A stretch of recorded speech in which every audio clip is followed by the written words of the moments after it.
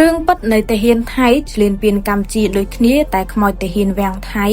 មានវាសនាខ្ពស់ជាងខ្មោចតាហ៊ានតាមខេត្តជាប់ដីខ្មែរថ្ងៃនេះគេឃើញមានរដ្ឋមន្ត្រីក្រសួងការពារជាតិមេបញ្ជាការកងទ័ពជើងគោកជើងទឹកនិងជើងអាកាសថៃព្រមទាំងអ្នកមុខអ្នកការជាច្រើនទៀតបានចូលរួមបុណ្យខ្មោចតាហ៊ានថៃម្នាក់ដែលបានស្លាប់ដោយសារតែចូលមកឆ្លៀនពៀនទឹកដីកម្ពុជានេះជាលើកទី1ហើយដែលគេឃើញមានថ្នាក់ដឹកនាំជាន់ខ្ពស់នៃយោធាថៃមកចូលរួមបុណ្យខ្មោចតាហ៊ានម្នាក់យ៉ាងអធិកអធមបែបនេះតាមពិតខ្មោចតាហ៊ានថៃម្នាក់នេះមិនមែនមានតំណែងធំខ្ពង់ខ្ពស់ជាងតាហ៊ានឆ្លៀនពៀនផ្សេងទៀតនោះទេ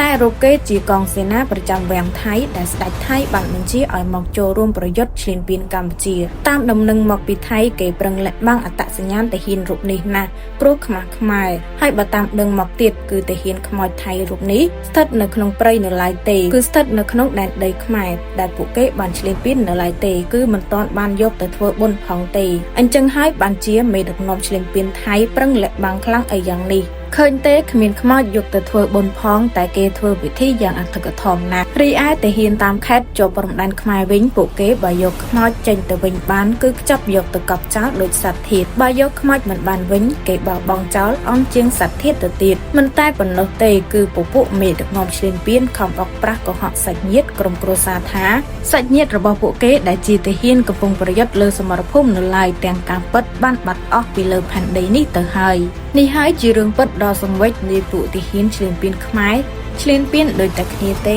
តែវាសនាវិញខុសគ្នាស្រឡះថាពេលនៅរស់ទៅចុះក្រាញ់លោវាសនាខុសគ្នាតែស្លាប់ទៅជាខ្មោចទៅហើយក៏នៅតែមានវាសនាខុសគ្នាដដែល